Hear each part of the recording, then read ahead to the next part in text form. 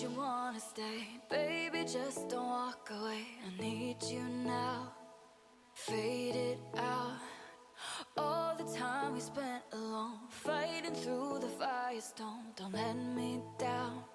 I need you now, 'cause I'm feeling worn out. It's getting to me. Lost some heart trying to get on my feet. Caught in the madness, I feel you somehow. Don't let me go, I need you right now. I wanna be next to you, you wanna be next to me. Holding our paper hearts, fading out broken dreams. I wanna be next to you, you wanna be next to me. Holding our paper hearts, fading out broken dreams. I wanna be next to you.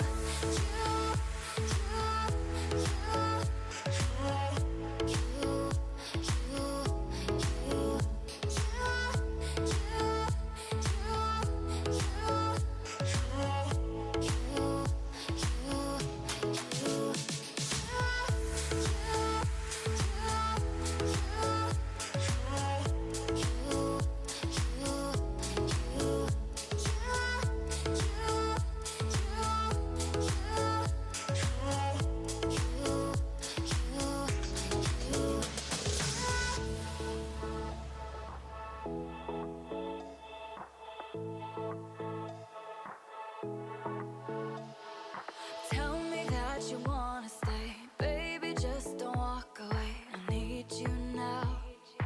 Fade it out. All the time we spent alone, fighting through the firestorm. Don't let me down. I need you now, 'cause I'm feeling worn out. It's getting to me. Lost some heart trying to get on my feet. Caught in the madness, I feel you somehow. Don't let me go, I need you right now. I wanna be next to you, you wanna be next to me. Holding our paper hearts, fading out broken dreams. I wanna be next to you, you wanna be next to me. Holding our paper hearts, fading out broken dreams. I wanna be next to you.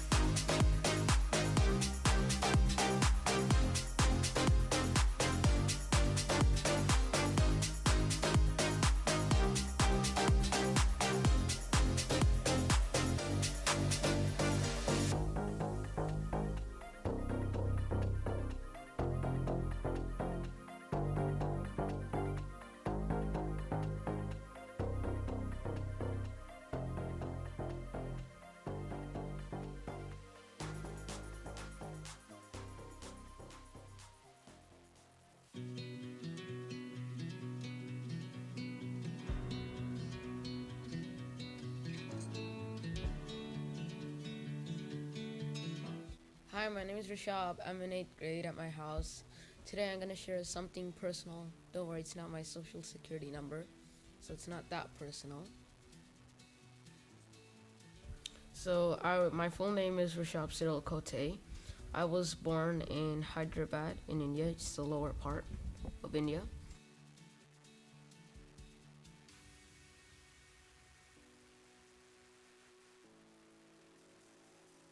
So I moved to the United States in 2015, and the challenges, some of them were like the weather changes. It's a lot colder here, and it snows here and doesn't snow where I used to live. There's also like the cultural change. So here everyone's like open and everyone's polite. And in India, I'm not saying they're not polite, but they're a bit more upfront, and and everyone's closer together. It's like a more of a family. Alright, I was given my name because I am the eldest one in my family, and in India, the elder one, generally gets a bit more benefits. My name, so Rishab means lordly, and Cyril means saint-like, so it means saint. And then Kote is just a family name that's been passed down. So every time there's a substitute, there's always that one. He always goes like Rish Ab, or like they go by like my middle name because like that's the thing that shows up first, and they're like cereal.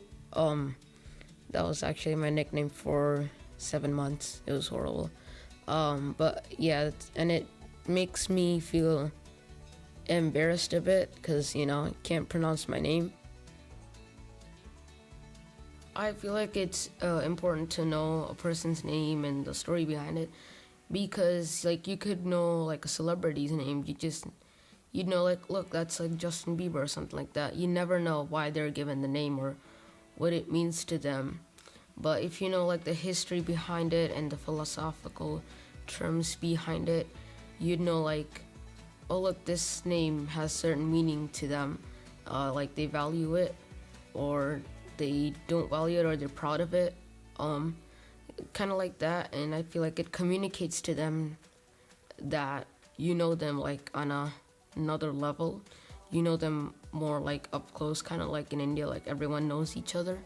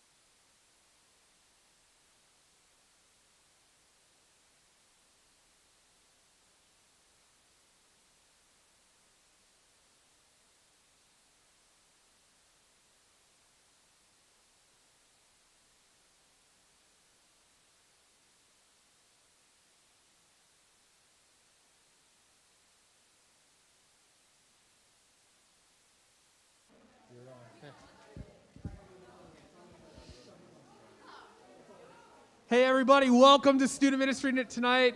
Wherever you're tuning in tonight, it's so good to be with you. Hey, in a few minutes, we're going to be getting our game on. And so I'm just going to wait here awkwardly. Crickets. Can someone ever actually make the cricket sound, like with their mouth? Anybody? Anybody? I don't hear it. Well, here he comes, the man, the myth, the legend, Bradley. So, Bradley, what game are we playing tonight? Tonight we are playing a game called Chubby Bunny. So for some of you guys that haven't heard of this game, it is a youth group classic. It was actually, I think, invented by a youth pastor. And so we're going to have 2 rounds, you guys. We're going to have 1 round with students and 1 round with leaders. The students, if you win the Chubby Bunny game, you will win $5. Leaders, if you win the Chubby Bunny game, you will be winning your small group pizza next week. How do you play Chubby Bunny? Great question, Tyler. So Chubby Bunny is simply a game. Tyler, would you like to demonstrate for us? I think Devin. Okay. In 2020, to be honest, it's just eating Just marshmallows. So Chubby Bunny, the way you play is you put a marshmallow in your mouth, and what you do is after you put one in, you say Chubby Bunny.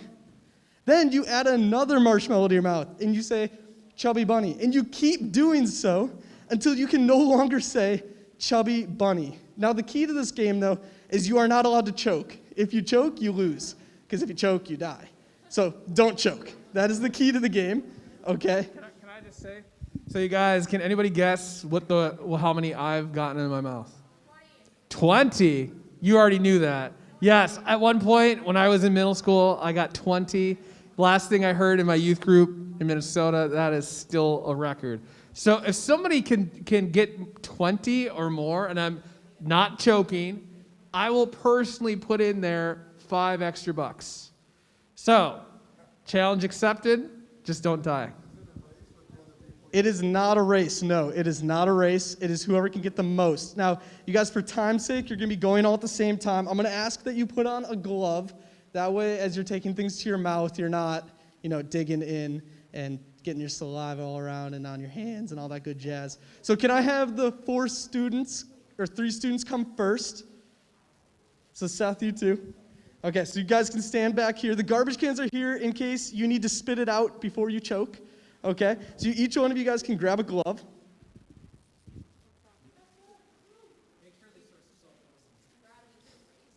It is not a race. It's whoever can get the most in your mouth. Yeah. Yeah, so I'll be keeping track. Tyler, John, would you be able to help me keep track of how many people have in their mouth? And Brent, would you be able to keep track of how many Seth gets in his mouth? You have Ethan, I have Bronwyn. Are you guys ready? So each one of you guys grab a marshmallow and do the first round of Chubby Bunny.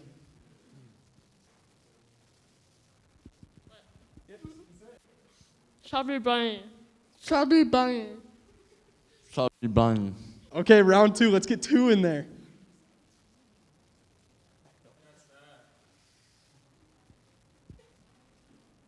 Chubby Bunny. Chubby Bunny. Chubby Bunny. Okay, so they all got round 3, I believe. Let's go to round 2. Let's go to round 3. Yeah, you can't chew them. Do you guys have them all in? Chubby Bunny. Chubby Bunny. Chubby Bunny. Okay, let's go to the next round. Let's go to the next round. I don't know if Seth can fit another one in his mouth. He's really struggling there. Is that chewing?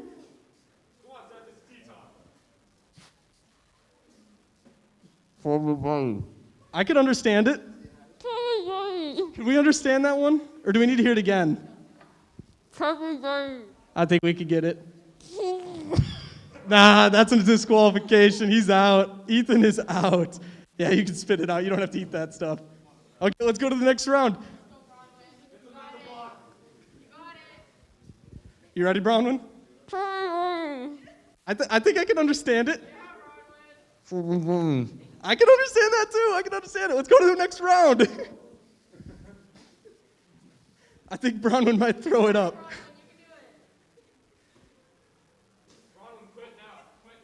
Chubby Bunny. We got Chubby Bunny. Oh no, Bronwyn's out.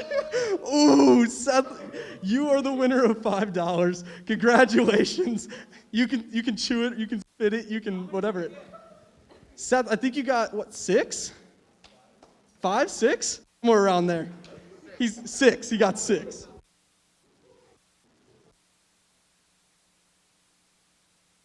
Can you give tips to? Ooh, that was a voice crack. Can you give some tips to the adults? What's something that might work? Well, just do it 3-4 times a week. I don't know. Okay, do it often. Practice your best, and we'll see how it goes. But this is the moment we have all been waiting for. You guys, yes, Tyler is going to participate. Tyler is going to participate. He's going to open his mouth wide and shove it full of marshmallows. Everything you wanted to see in a youth pastor. So if you guys could enter behind the table. And we'll start with round 1 once Tyler is able to figure out how a glove works. Hey, don't touch me with the glove. Yeah, you guys ready for round 1?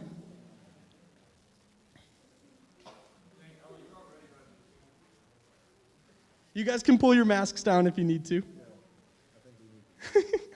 You ready? Round one. Chubby bunny. Chubby bunny. Chubby bunny. Chubby bunny. Tyler I couldn't even tell there's something in his mouth. Okay, round two, you guys.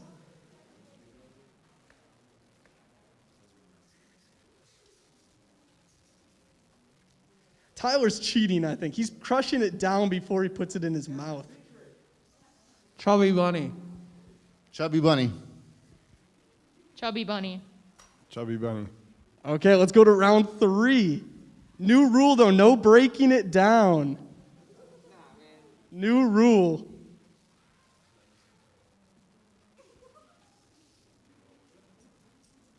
Chubby bunny. Chubby bunny. Chubby bunny. Chubby bunny. You guys, I don't think they're struggling at all. Let's amp it up a little bit. Let's go put 2 more in your mouth now. Because I don't think anyone's struggling right now. I think you're just holding it like a champ. Ella, are you struggling? A little bit? We got a fan cheering for you. Chubby bunny. Chubby bunny. Chubby bunny. Chubby bunny. Tyler's starting to struggle now that he can't cheat. Okay, we'll go 1 more in the mouth. We'll see what you guys can do. Tyler is out. The man, the myth. Record was 20. He fell at 6. You ready? Chubby bunny. Chubby bunny. Chubby bunny. They're doing pretty well. They're doing pretty well. Let's add 2 more. Let's see if you guys can do it. 3-second rule. I'm kidding. That'd be really gross. We'll start over. Chubby bunny. I don't know if Ella can get it to. Oh, and Ella is out. Chubby bunny. Chubby bunny, he got it. Okay, let's add another one. Let's see. Oh man, you guys it's so much sugar. You ready? Chubby bunny. Chubby bunny. They're saying it really solidly. Okay, let's go another round. Does Gary have it within him to stay in the fight?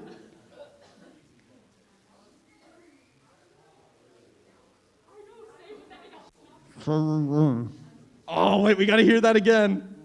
And he is out. But wait, before he wins, he's tied right now. Chubby bunny. Brent definitely got it. So if you guys are in Brent's small group, you guys will be getting pizza next week. So congratulations. You can thank Brent for that. Gary, thank you for playing. We much appreciate it. I'd shake your hand, but I think that'd be a little gross.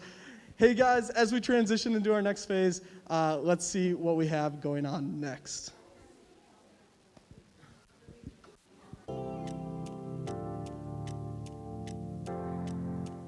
Hey, guys, I'm Bradley. Hey everyone, and I'm Tyler. And regardless of where you're tuning in this week, we are so glad that you're joining us.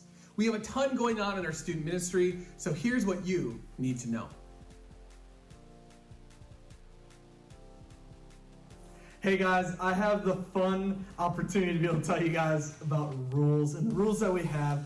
And so I first want to start, you guys, rule number 1, we have to always be wearing our mask. I know it's not ideal, I know it's not desired, but it's something that we really, really need to be having you guys do. We're grateful that you guys have been doing a good job at it, but we want to keep up that good work and keeping each other safe by wearing our mask.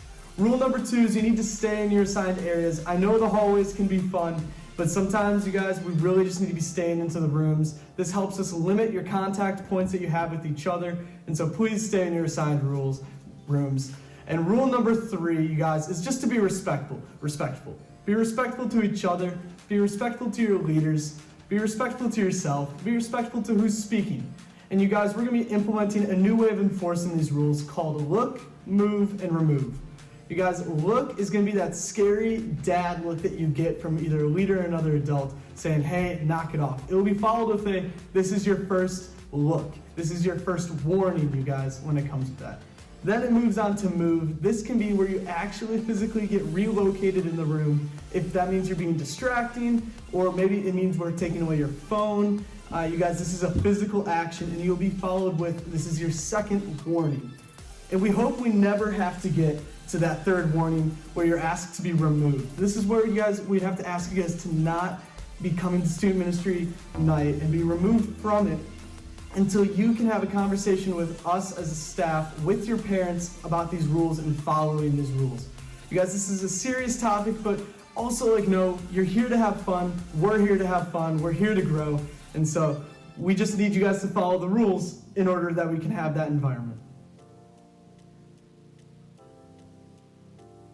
So I don't know if you're like us, but we absolutely love music.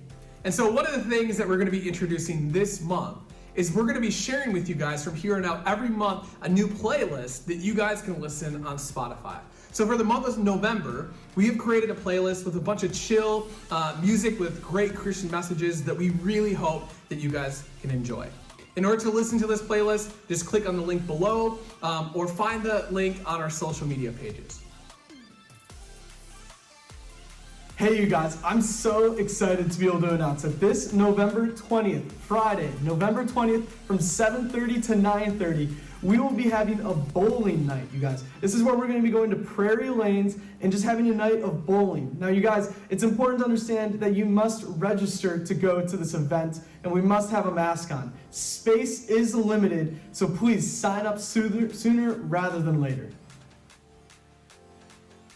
Door Creek students, each and every year, our church does something called Christmas stores, in which they collect money, but also gifts that can be distributed amongst our partners to families that wouldn't normally be able to have Christmas or receive gifts on that special day. So we as a student ministry are going to be doing a special offering from here on out, in which we're trying to collect money in order to raise $450 so that we can buy 45 gifts so that we can bless families across Dane County just with the ability to have an incredible Christmas. So here's the thing. If every student in our student ministry donated $5, just $5, that would be so easy for us to reach our goal of $450. So if God is putting it on your heart to bring $5 next week, or if you have loose change in your pockets today, just make sure you give it to your leader and they'll make sure that it gets into our Christmas stores offering.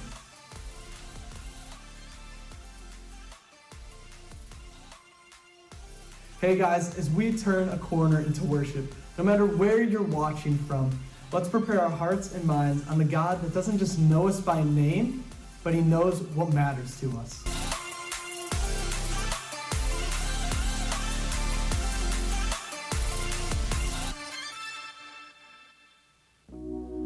Well, hey guys, thanks for joining us tonight, and thanks just for being here out of all the places that you could be. And I just give thanks to God that we're all here safely tonight, just despite the current pandemic going on. And I'm just glad you guys are all here tonight. So let's just jump into some worship together.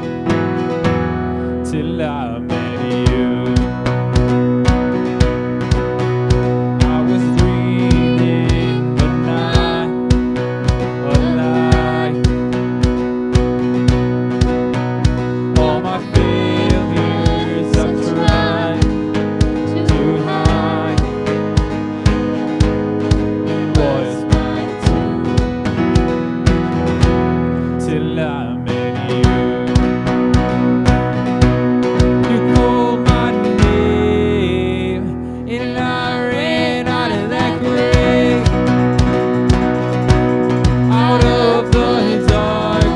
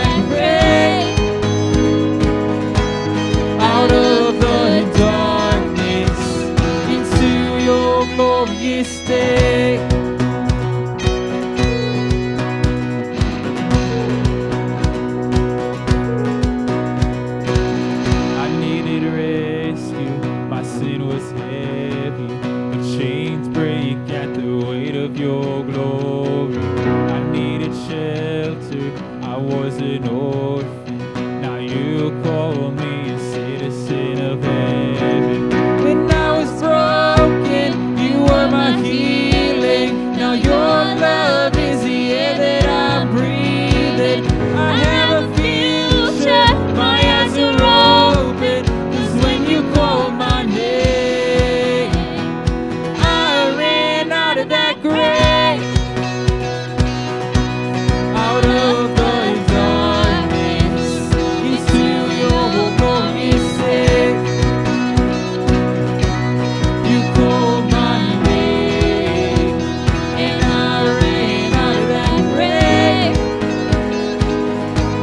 out of the darkness, into your glorious day.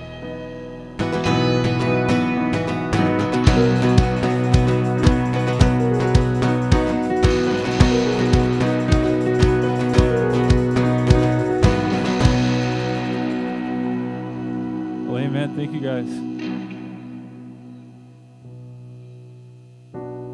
So, as we just transition to this next song, I'd just like to read some scripture. This is Ephesians chapter 3, verses 17 through 19. And it says, "Then Christ will make his home in your hearts as you trust in him. Your roots will grow down into God's love and keep you strong. And may you have the power to understand, as all God's people should, how long, how high, and how deep his love is. May you experience the love of Christ, though it is too great to understand fully. Then you will be made complete with all the fullness of life and power that comes from God." Guys, I just love this verse so much because it just talks about just the fullness of our God and how much he loves us. And it talks about how deep his love is for us. And that all God's people receive this love, not just particular people, but everyone. Everyone who believes in God will be loved by him. And not only will they be loved, but they will experience deep, deep love from him. So let's just sing that out tonight.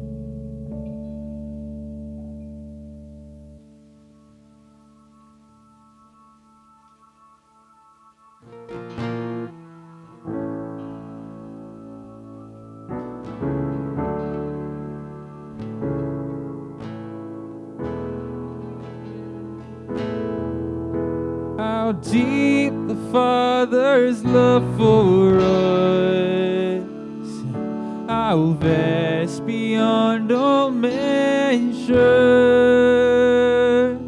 that he would give his only Son to make rich his treasure. How great the pain of searing loss, the Father turns his face away, as wounds which mar the chosen one bring many sons to glory.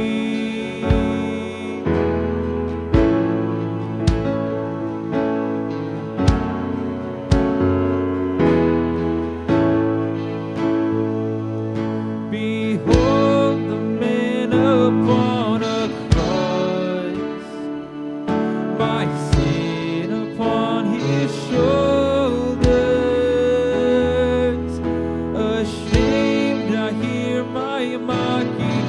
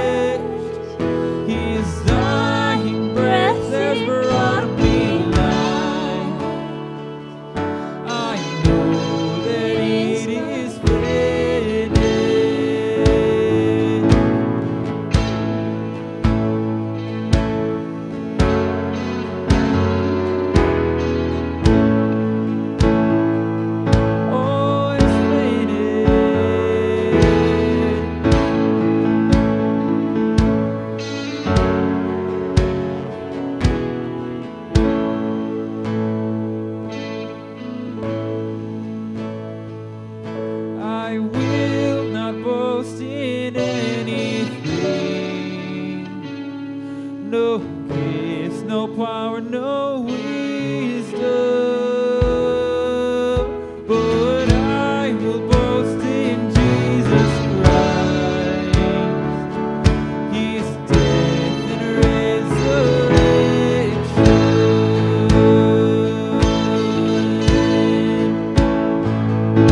Why should I hate from His reward? I cannot give an answer, but this I know with all my heart. His wounds have paid my ransom. Why should I gain from His reward? I cannot give an answer, but this I know with all my heart. His wounds have paid my ransom, but this I know with all my heart.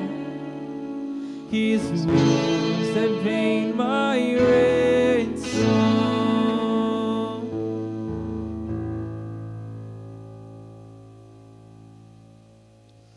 Well, thanks so much for worshiping with us tonight, guys. Let's continue in tonight in watching this video about our new series, and we're learning about what matters.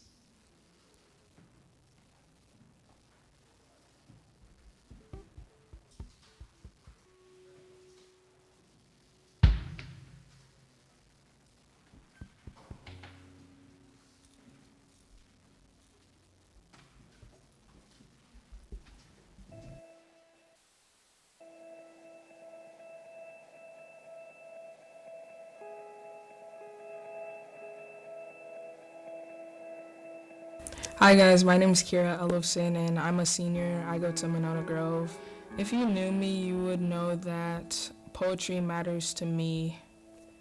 It just helps me express my feelings, and it just helps me understand who I am and my place in this world. Like when I read poetry, it helps give me inspiration for like what I want to write. And I like writing poetry because I can just express myself. So now I'll share a poem that matters to me. It's called The Fight, and it's about my mom. So here it goes. I'm so proud of you, Mom. You always have the bright red boxing gloves on. Your motivation founded in justice and from our ever-loving Lord.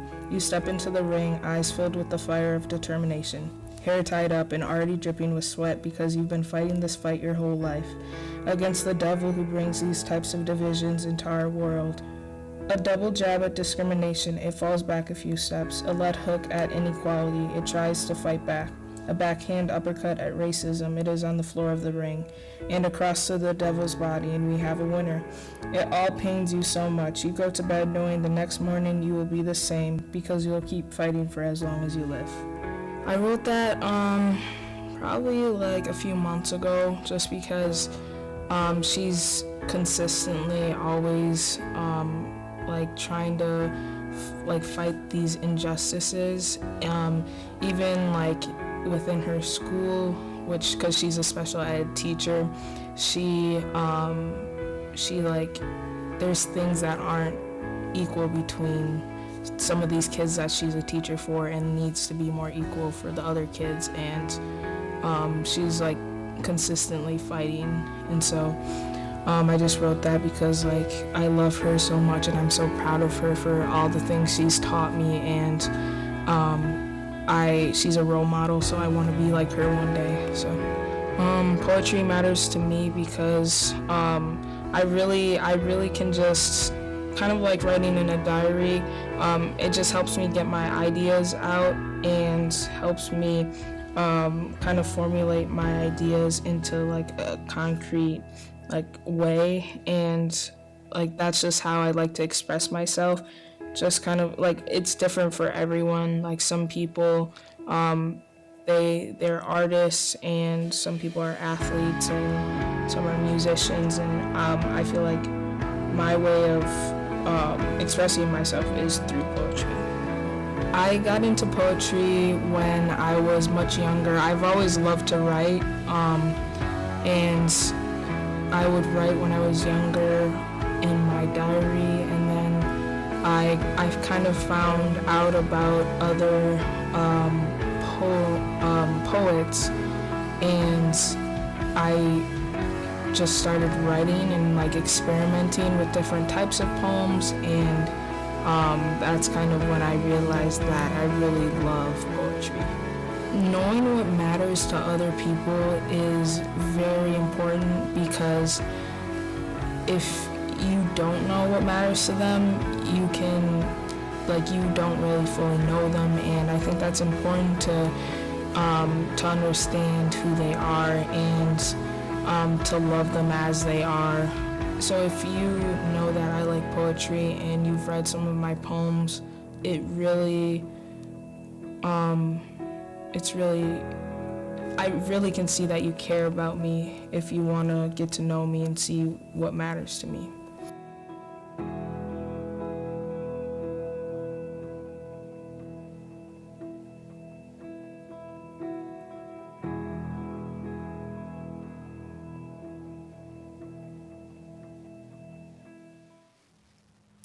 Hello, everyone. Can you hear me okay? Okay.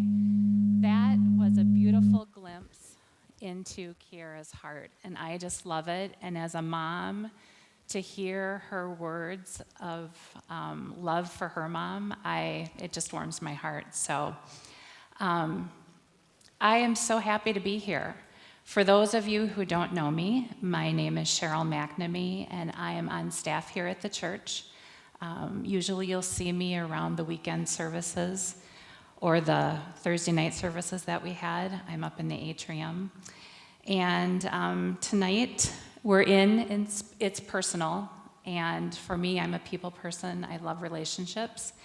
And our big idea is we should know what matters to others because Jesus knows what matters to us. And so I'm just really excited to share my heart for Jesus with you. And I'm going to start with a story. And it's a story of a time in our family's life that included great struggle. We struggled in many ways. And at the time, we identified as Christians. But now, where we're at versus where we were at then, I realize even though we went to church every weekend and we tithed and we served, we had no relationship with Jesus. And that just doesn't work. He wants to know us. He wants to know our heart. And so I'm going to share a story with you. First, I've been married to my husband, Tom, for 32 and a half years.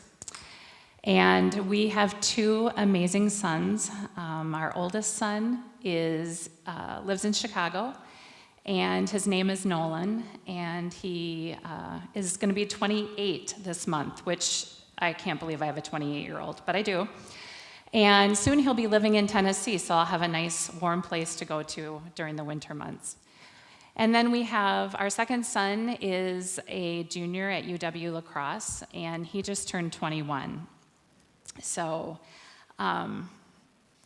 before I accepted Jesus as my Lord and Savior, I can see way back even as a child how he was protecting and directing me. And my story's a similar path.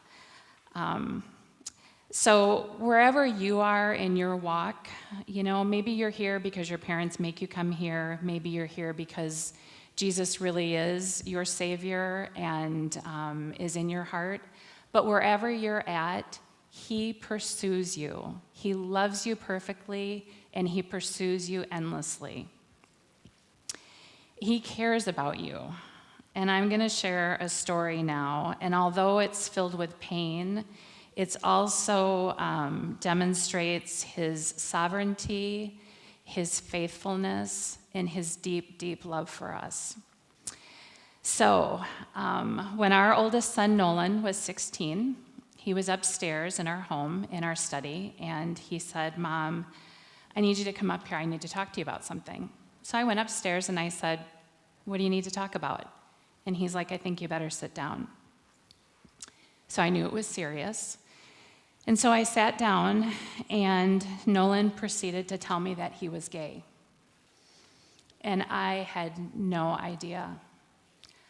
I had a picture in my head of my son marrying a woman and having children, and suddenly that picture was ripped from me and torn in shreds. I was filled with grief for that. I was filled with fear because I knew depression is real and suicide is real for adolescents that walk through this. I knew the world had words of hate. And so Nolan and I talked that day for a long time, and we both shed tears, and we talked through things, and he said to me he wasn't ready to tell his dad. And I had to respect that. So for the next 3 months, we kept the secret between us. And one day he came to me and he said, "I'm ready to tell Dad." So we sat down with my husband, Tom, and Nolan told him. And I saw a side of my husband that I didn't know was there.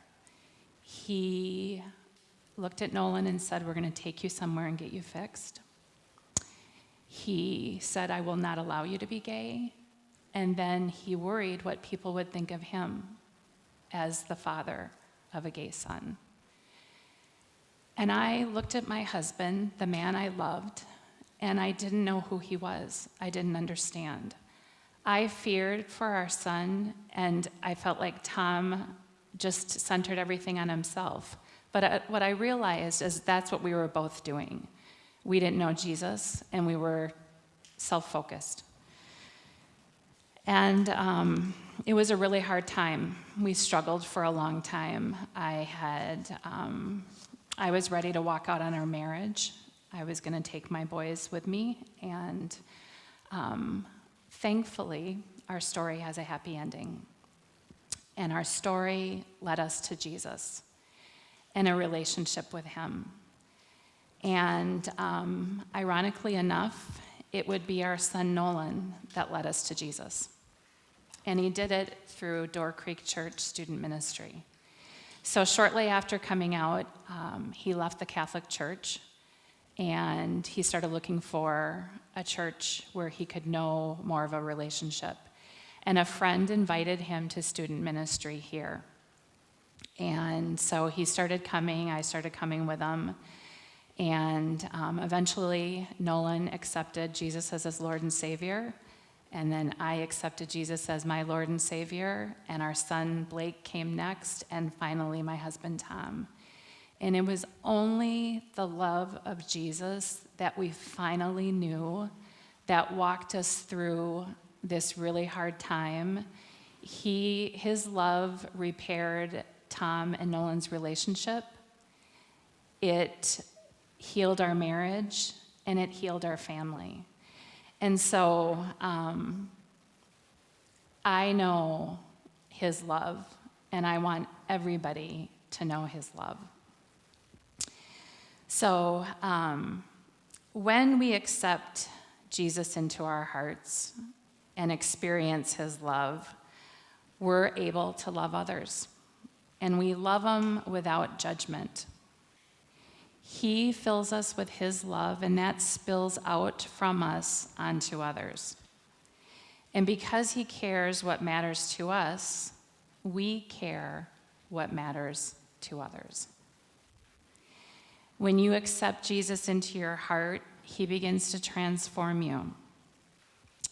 He becomes first in your life. And we know the first commandment, right? To love God with all of your heart, soul, and mind. And our second commandment is to love our neighbor. We live in a world that is completely opposite of that. Our world says it's about you. It's what makes you happy. And so I want to just say, don't fall for that message. It's not about you, it's about him. If you listen to the world, you may find temporary happiness, but it's only temporary, and you will never know the joy and the peace that Jesus gives us. So he is, okay, guys, I'm just going to come full disclosure here. I forgot I'm supposed to be doing these slides, so bear with me.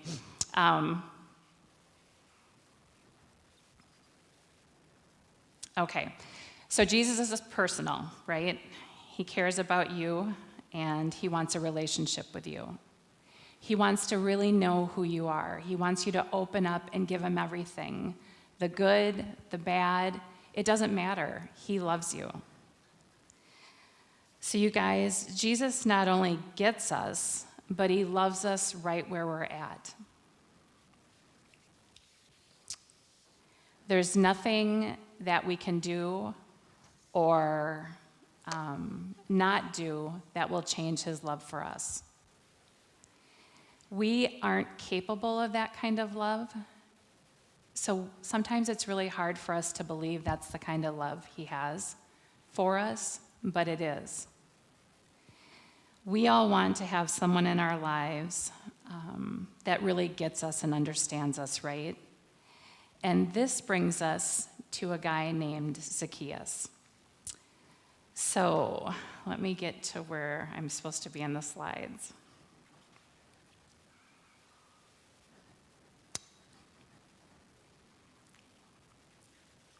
Okay, so we come to Zacchaeus, and Zacchaeus was the head of the tax collectors.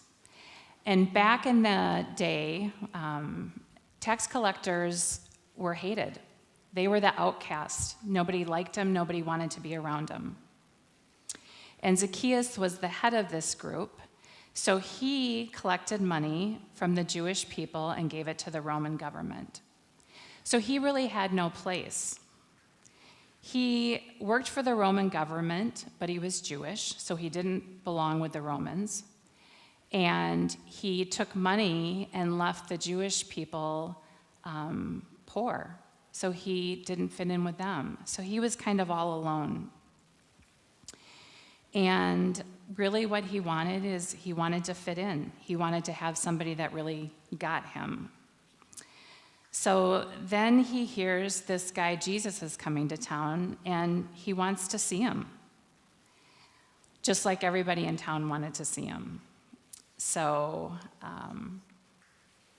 everybody was talking about Jesus, so he decides to go, and he's kind of small in stature, so he can't see over the crowd, so he decides to climb the sycamore tree.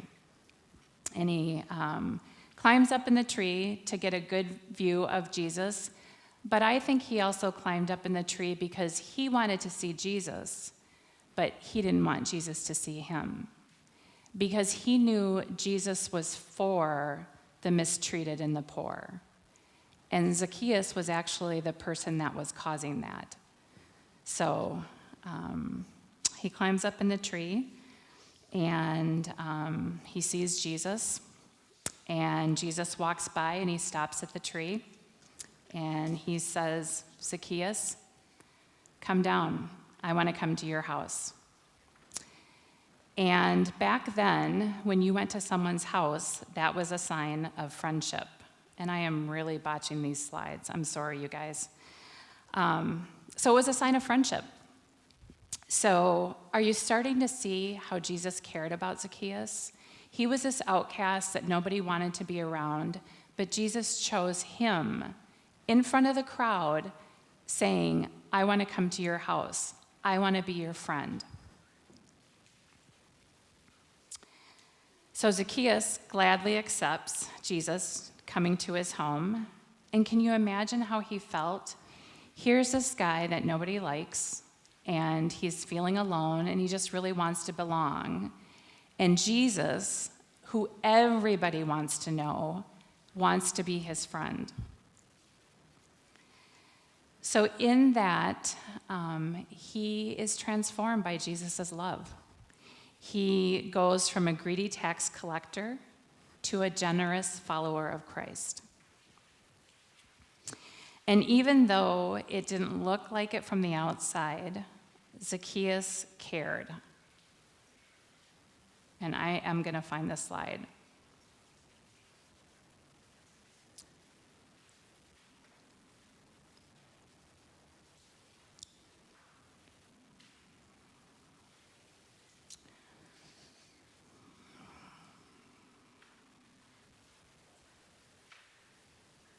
Okay, here we go.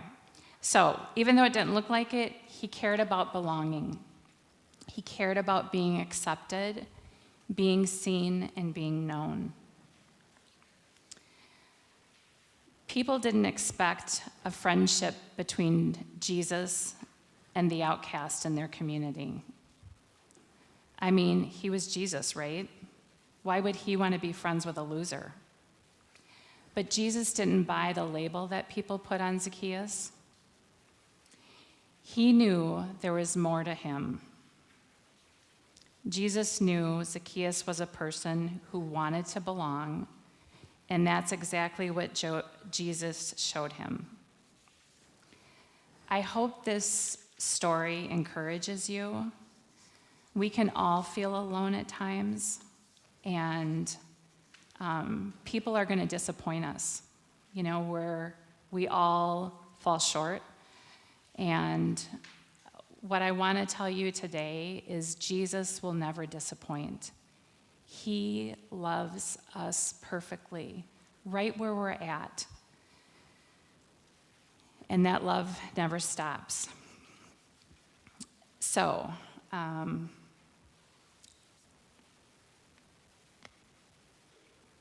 Jesus cared about Zacchaeus, and he cares about you. Maybe you think Jesus cares about your Bible reading, but not your grades. Or you're praying, but not your friendships. Maybe he thinks about all the holy stuff, but you don't think he really thinks about the real life stuff or cares about it. That he cares about your cussing, but not your anxiety. That he cares about your obedience, but not your relationship with your dad. That he cares about your sexual purity, but not your dating relationships. You guys, he cares about everything. He wants you to be real with him and give him everything that you struggle with, and just be real.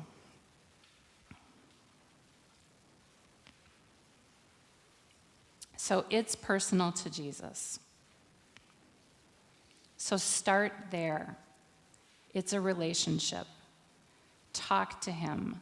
Pray to him. When you're struggling with something, when you're hurting, give it to him. He loves you perfectly. And he's never going to abandon you. Have you ever made assumptions about people? Have you ever believed what somebody said about somebody else?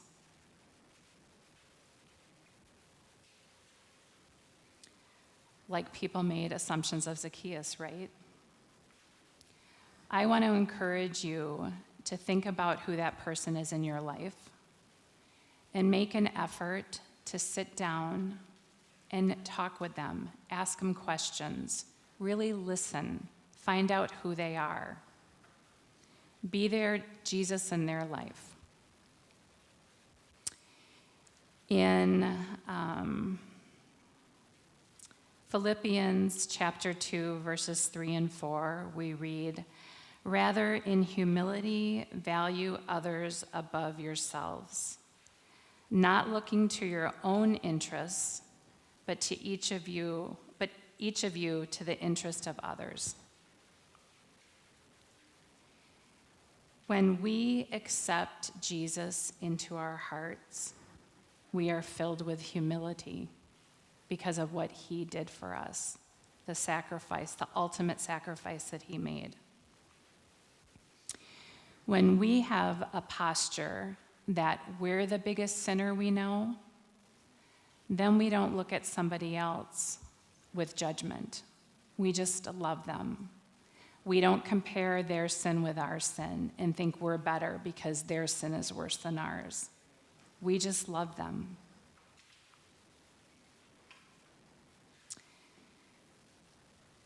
So, how do you put that into action? Maybe you ask your friends questions and listen to their answers. Or maybe you play something with your little brother or sister that they love to play. Maybe you go watch a friend play their sport that you don't know anything about. Or you make an effort to include the kid who's a grade younger than you. There are all kinds of ways that we can make a difference in someone's life. And we think that it blesses them, but what it really does is it blesses us. Because the more we are like Jesus, the more that we're blessed. We will never be perfect like him, but our desires should be more like him every day. Jesus is selfless and sacrificial, and he cares. We should model that as much as humanly possible. People should know that we're a Christ follower by the way that we live our life, not because we tell them we're a Christ follower. They should see it. It's personal because Jesus knows what matters to you. Now you have the chance to go and do the same for others. We are all made in the image of God and called to live like Jesus. So what does that mean for you? Are you living like him? Or can you do better? A while ago, I'm not sure how many weeks, maybe 3-4 weeks ago, Pastor Mark was preaching, and he challenged us with a question. And it's a question that keeps coming up for me in kind of a filter. He asked us what we are doing that is stopping someone else from knowing Jesus.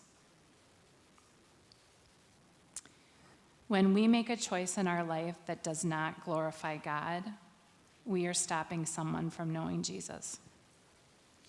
Because the truth is, we're either choosing Jesus or we're choosing the enemy in every decision that we make.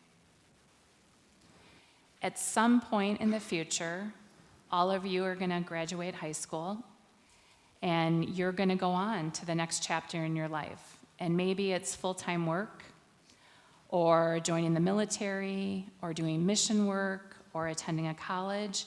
Whatever it is, you're going to have a choice to make.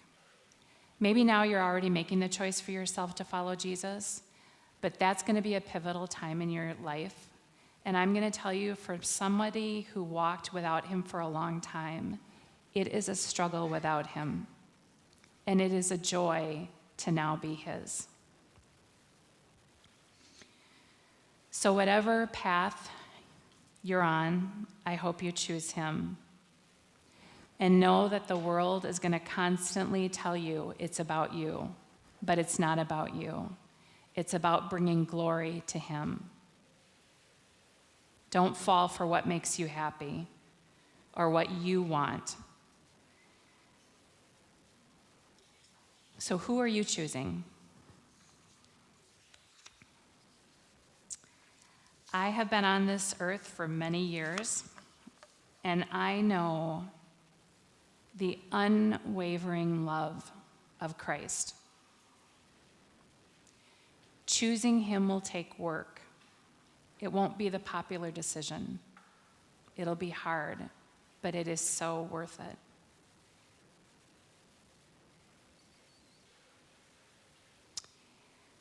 So, if there is anything that I have shared tonight and you want to talk about it anymore, I'm on staff here at the church. It's easy to find my contact information. I would love to connect with you and to finish this conversation. And before I exit the stage, I just want to lift us in prayer.